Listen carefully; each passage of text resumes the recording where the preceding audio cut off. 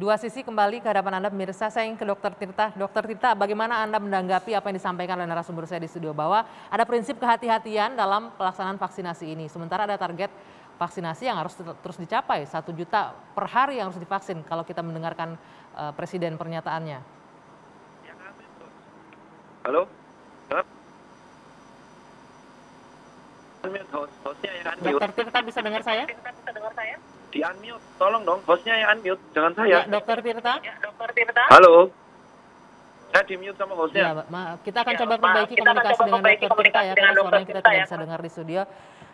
Ini Bu Tifauzia tadi dikatakan Bung Arya Sinulinga bahwa ini proses vaksinasinya tetap akan bisa dijalankan kok dengan target yang sudah ada, sudah berjalan 100.000 ya Bang ya, 200.000 per hari sudah dijalankan vaksinasi. Ya. Jadi target 1 juta mungkin akan bisa terkejar. Iya, sekarang kita nggak usah pakai kemungkinan, kita pakai data saja ya. Ini kan sudah jalan 60 hari, dari 13 Januari 2021 kan jalan 60 hari. Dan total vaksin dosis yang sudah dipakai itu 6 juta. Ya. Artinya kan rata itu 100.000 kan, 100.000 kan. Nah ini kita harus pakai sebagai baseline. Bagaimana cara 100.000 itu bisa meningkat menjadi 1 juta dalam waktu singkat. Persoalan yang sangat krusial bagi saya khawatirkan bagi saya itu adalah 34 juta dosis yang sudah kita pegang ya dari vaksin pertama plus 1,1 juta dosis AstraZeneca ini gitu ya. Itu saya hitung itu kan dengan kecepatan yang bisa dicapai oleh Kementerian Kesehatan itu kan baru 331 hari ini. Baru habis di Februari 2022. Jadi maksud Anda gitu. target 1 juta satu hari itu tidak akan bisa terrealisasi ya, untuk vaksinasi? Ya kita pakai baseline data, artinya kan berarti bisa. Tantangan dari untuk Kementerian Kesehatan ya kan. Bung Arya, bagaimana nih bisa mempercepat gitu loh. Saya mau jelaskan sedikit. Kita mulai vaksinasi itu oleh Pak Jokowi 13 Februari. Ya. 13 Januari 2021. 13 Januari. Ya, 13 Januari. Januari ya. Itu kan baru efektif sebenarnya, ya efektif ya. Efektif kan setelah 2 minggu kemudian. Jadi bilang 1,5 bulan lah. Rata-rata ya, dengan kecepatan yang kita mulai dari nakes, yang nakes kan wajar, lambat. Karena mereka yang akan vaksinatornya mereka, makanya agak lambat. Ya.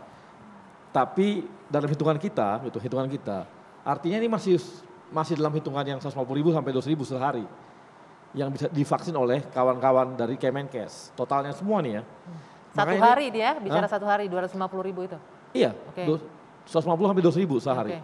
Jadi dengan seperti ini, apalagi kan makin lama makin cepat ya, apalagi sekarang pelibatan dari kawan-kawan swasta ya, artinya klinik dan sebagainya ini kan lagi digalang juga semua. Untuk itu, di vaksinatornya lah gitu. Artinya akan terpenuhi maksudnya Bung Arya nanti ya target yang diberikan oleh Presiden itu 1 juta? Ya itu harus dikejar oleh semua. Baik. Saya boleh kembali ke Dr. Tirta, ini sudah tersambung komunikasi kita. Bagaimana tanggapan Anda mengenai prinsip kehati-hatian dalam vaksinasi namun ada target yang diberikan, belum lagi masa kedaluarsa vaksin yang cukup pendek umurnya Mei 2021? Kalau dari hal ini sebenarnya kita tuh ada pembicaraan yang nggak nyambung ya. Yang pertama itu adalah kita tuh apresiasi ya untuk yang vaksin lokal ini fokus yang pertama. Mau vaksin lokal mau untuk vaksin luar intinya ngikuti prosedur yang berlaku. Satu. Kedua, AstraZeneca ini dipending. Maaf saya potong, bukan nggak nyambung, ini sudah lewat tadi kita diskusikan. Pertanyaan saya nyambungnya ke prinsip kehati-hatian yang saya tanyakan ke Anda Dr. Tirta. Ya, kita luruskan aja. Ini saya mau luruskan aja. Yang kedua adalah Kemenkes ini dari semua teman-teman dokter yang saya bahas di grup, dari Dr. Adam, Prof. Tejo dan kawan, pemberian AstraZeneca ini dipending dikarenakan untuk penelitian lebih lanjut karena ada kejadian penggumpalan darah. Nah ini sebenarnya sudah dijelaskan dari seminggu yang lalu oleh teman-teman saya juga. Ya, karena ditemukan 37 kasus pembekuan darah yang dilaporkan di Eropa. Tetapi ada beberapa daerah tetap melanjutkan, yaitu Kanada, Perancis, Australia, dan Thailand tetap melanjutkan. Kenapa? Karena beda batch vaksin. Nah, dari pernyataan WHO, disatur dari salah satu media, WHO menyatakan tidak ada alasan untuk berhenti menggunakan vaksin COVID-19. Satu. Kedua, tidak ditemukan sebab akibat antara vaksin dan pembekuan darah. Itu WHO yang ngomong. Kedua, pernyataan European Medicine Agency belum menemukan adanya kaitan antara pemberian vaksin AstraZeneca dengan laporan kasus pembekuan darah di Austria, Denmark, dan Norwegia. Insidensi kasus sekitar 30 kasus dari 5 juta dosis. Ini yang ngomong dosen-dosen saya. Jadi, prinsip kehati-hatian ini adalah untuk menunggu pernyataan lebih lanjut dari teman-teman lembaga internasional mengenai pembekuan darah ini. Ada nggak kaitannya? Maka dipending. Nah, untuk kadaluarsa ini setuju dengan narasumber epidemiolog Ibu Siti. Kenapa? Dijelaskan di sini. Karena ini kita menunggu, itu tantangannya Kemenkes. Ini kan 6 bulan. Sudah diomongkan WHO. Dari teman-teman, oke, berarti Mei. Nah, tapi dalam waktu cepat ini, ternyata ada kejadian pembekuan darah. Walaupun beberapa negara melanjutkan, negara Indonesia, oke, kita tunggu dulu keputusan internasional. Kalau memang aman, besok juga ada keputusan MUI, halal atau tidaknya. Kalau memang aman, dilanjutkan. Dan ini tantangan Kemenkes. 2 bulan bisa nggak ngasih juta? Kalau nggak bisa, ya berarti Kemenkesnya tanggung jawab. Sesimpel itu. Itu namanya prinsip kehati-hatian. Makanya saya bingung. Jadi penundaan Kemenkes ini bukan karena kadaluarsa.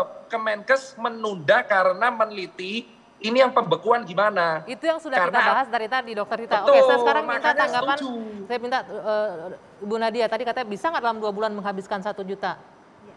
Jadi kita optimis bisa menghasilkan, karena tadi Bang Arya bilang bahwa kalau kita lihat ya, memang kecepatan penyuntikan dosis di awal itu kan bertahap meningkatnya, 10.000, 30.000, bahkan minggu kedua itu baru 40.000 ya. Nah kalau sekarang memang kita sudah melihat angkanya ini adalah 1 hari itu kita bahkan bisa sampai melakukan penyuntikan itu antara 300.000 sampai 350.000. Jadi artinya kalau kita makin banyak membuka sentra-sentra yang lebih luas, bekerja sama dengan pihak-pihak swasta yang potensi, ini sangat memungkinkan untuk menghabiskan 1 juta. Kalau hanya 2 bulan sih, saya rasa kita terkejar. Bisa selesai kalau gitu ya. Tadi Dr. Tifa sampaikan itu adalah perhitungan rata-rata bahwa selama dari 13 Januari dengan jumlah suntikan yang kita sampai ini suntikan dosis pertama ya, kalau kita bicara dosis pertama kan hanya 4 juta. Kalau dirata-ratakan ya memang dapatnya 60.000, 70.000. Tapi saya rasa bukan di situ poinnya. Poinnya adalah bagaimana kemudian kita melakukan peningkatan akselerasi day by day. Dalam rangka tentunya mengejar tadi berapa kemungkinan dan berapa kekuatan kita untuk bisa melakukan penyuntikan. Itu sudah disiapkan ya, baik SDM betul, dan sampai nanti infrastrukturnya. 1 juta target kita pada saat memang yang diharuskan dan dibutuhkan. Baik, nanti akan kita lanjutkan lagi diskusi kita. Saya ingin mendengarkan dari Bung Saleh dan Bu Tifauzia, tapi usai jeda sesaat lagi, 2 sisi kembali.